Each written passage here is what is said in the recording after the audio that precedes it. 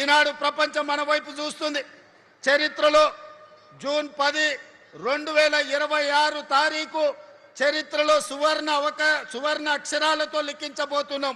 Bharat future సిటీలో ఈనాడు green pharma, sports, education, health, అదే విధంగా AI, data centres, GCC centres, global Fortune 500 కంపెనీలను వీడికి రప్పించేదానికి ఈరోజు పునాది వేసుకున్నాం.